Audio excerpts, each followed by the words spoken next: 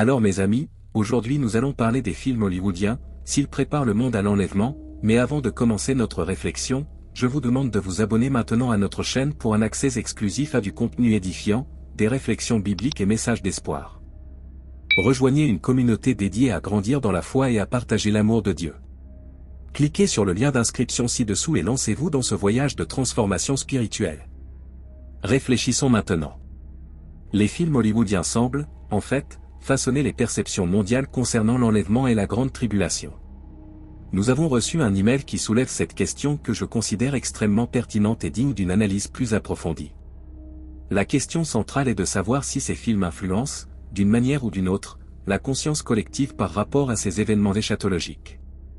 L'email que nous avons reçu dit ce qui suit: Bonjour l'équipe, j'ai récemment vécu une conversion spirituelle et j'ai consacré de nombreuses heures à lire la Bible, à explorer des récits et des histoires que j'ignorais auparavant. Le sentiment que j'ai est qu'en lisant la Bible, elle me lie aussi.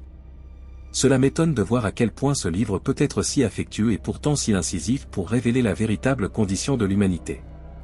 Alors que je plonge dans les Écritures, je suis constamment humilié lorsque je suis confronté à mes propres faiblesses et échecs.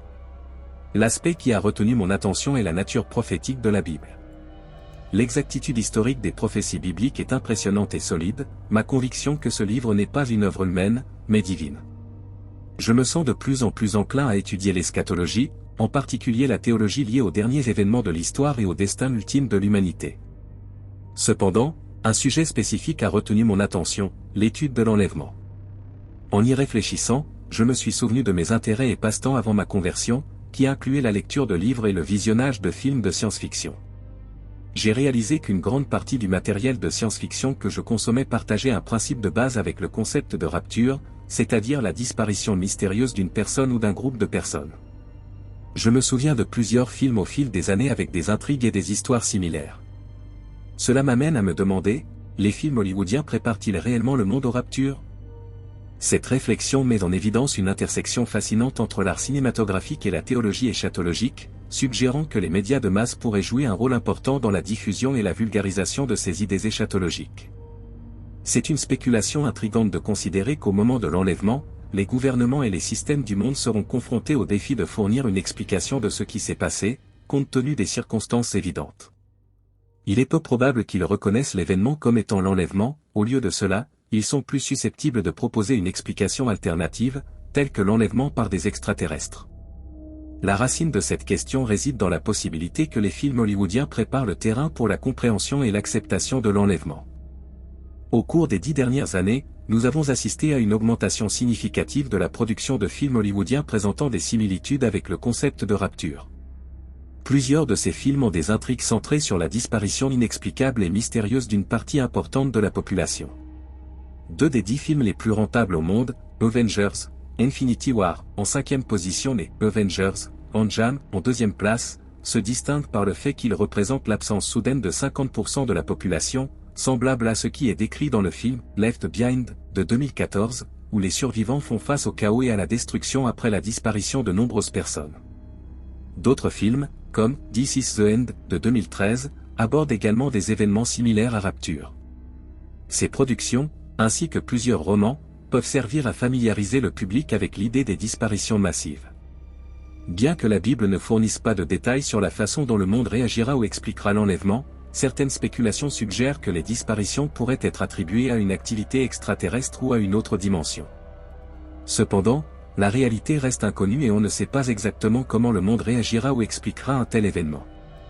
Ce qui est clair, c'est l'avertissement biblique concernant la tromperie du diable, qui peut amener certains à ne pas croire en son existence. La Bible met également en avant l'existence réelle du diable et de ses pouvoirs, mettant en garde contre son influence au moment de l'enlèvement. On pense que ceux qui restent, en particulier les croyants, reconnaîtront la disparition des chrétiens nés de nouveau. Le rôle exact d'Hollywood dans la préparation du monde aux raptures et la manière dont les gouvernements expliqueront l'événement reste spéculatif. Cependant, ce qui est sûr c'est que, selon la croyance chrétienne, l'enlèvement aura lieu. Mais en réalité, ce qui compte, c'est de savoir si vous vivez en Christ. Est-il le Seigneur de votre vie ? Lui avez-vous mis toute votre confiance ? Est-il l'amour de votre vie, celui que vous souhaitez voir un jour, le battement de cœur de votre vie ? C'est ce qui compte, pas les récits des systèmes mondiaux ou ce que les films hollywoodiens pourraient suggérer. Ce qui compte vraiment, c'est votre relation avec le Seigneur Jésus-Christ.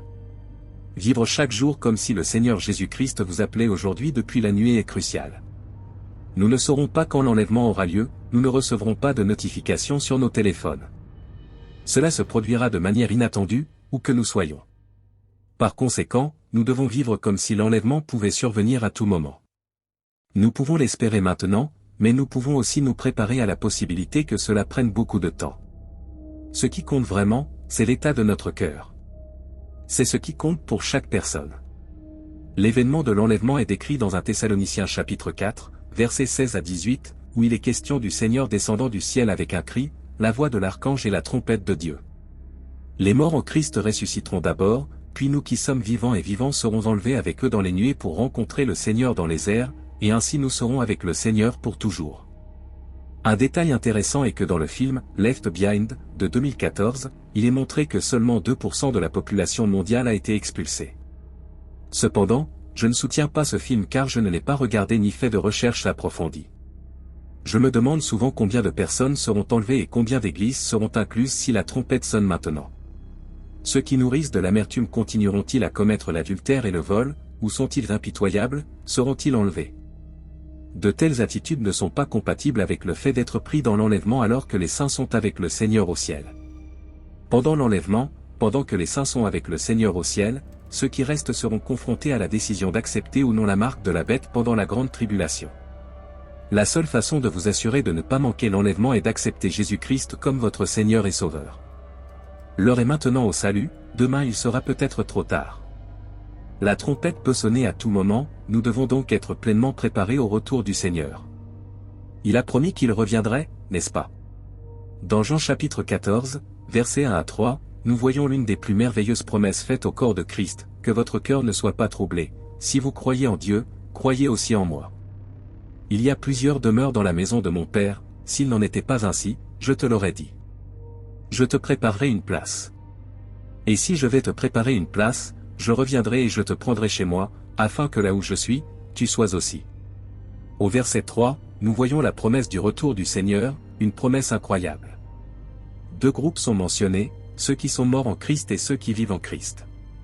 Les morts en Christ ressusciteront d'abord, puis nous qui sommes vivants et qui restons serons enlevés. Cela ne fait pas référence aux méchants morts, ce verset parle des justes morts, des personnes pieuses qui sont mortes dans le Seigneur, quel que soit le temps. Tous les saints qui dorment en Jésus-Christ seront enlevés. Ceux qui seront enlevés seront aux côtés de ces saints qui dorment en Jésus. Dans la première Thessalonicienne, nous trouvons ceux qui dorment, et à côté de nous qui sommes vivants et restons. Dans le même passage de l'Écriture, nous avons les saints vivants et les saints morts. Il existe une génération de croyants vivants à une époque précise que Dieu seul connaît, qui ne goûtera pas la mort, mais sera prise par le Seigneur lui-même. Parlons maintenant de ceux qui vivent en Christ. Vous faites partie de ceux qui sont vivants, et partout dans le monde il y a des gens qui croient vraiment au Seigneur Jésus-Christ. Trop souvent, nous nous limitons à notre propre communauté locale et à notre Église sans vraiment comprendre la grandeur du corps du Christ dans ce monde. Dieu est bien plus grand que notre Église locale, et il y a de vrais adorateurs de tous horizons partout dans le monde. L'enlèvement ne sera pas un petit événement au cours duquel une seule Église disparaîtra. Ce sera un exode massif, ce ne sera pas un secret. Littéralement, des millions et des millions de personnes seront dirigées par le Seigneur Jésus lui-même. Ne tombons pas dans l'erreur hypocrite de penser que seuls ceux qui croient exactement ce que nous croyons iront au paradis. Ne tombons pas dans le piège selon lequel seuls ceux qui sont d'accord avec nous seront sauvés. Au ciel, il y aura des saints en Dieu qui ne seront pas d'accord avec toutes nos vues théologiques.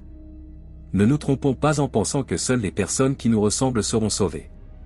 Christ est mort pour toute l'humanité et, à l'heure actuelle, partout dans le monde, des millions de vrais chrétiens nés de nouveau croient de tout cœur au message de la croix et sont en train d'être sauvés. Comme il est dit dans 1 Corinthiens chapitre 1, verset 18, car la prédication de la croix est une folie pour ceux qui périssent. Certes, pour nous qui sommes sauvés, le message de la croix est la puissance de Dieu. Et ce pouvoir reste actif aujourd'hui. Des millions de chrétiens dans le monde font chaque jour l'expérience de cette puissance dans leur vie. En ce moment même, quelque part, un croyant au Seigneur va travailler, priant dans son cœur. Quelque part, il y a un saint de Dieu sur le siège passager d'une voiture, les yeux fermés, attendant et aspirant à l'enlèvement. C'est là la puissance et la gloire du message de la croix, qui atteint et transforme les vies aux quatre coins de la terre. Maintenant, nous nous unissons dans la prière, Seigneur Dieu, notre Père Céleste.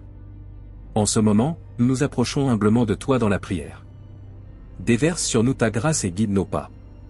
Puissions-nous sentir ta présence dans nos vies. Et soyez fortifiés par votre infinie bonté. Accorde-nous, Seigneur, la sagesse pour affronter les défis. Et du courage pour suivre vos chemins. Que ta paix remplisse nos cœurs. Et puissions-nous être des instruments de votre amour dans ce monde. Pardonne-nous nos fautes et aide-nous à pardonner à ceux qui nous offensent. Que ton Esprit Saint nous conduise toujours à ta volonté. Nous te remercions, Seigneur, pour ta miséricorde constante. Et de nous aimer d'un amour éternel. Que ta lumière brille sur nous et nous guide à chaque étape. Au nom de Jésus-Christ, notre Sauveur, nous prions, Amen.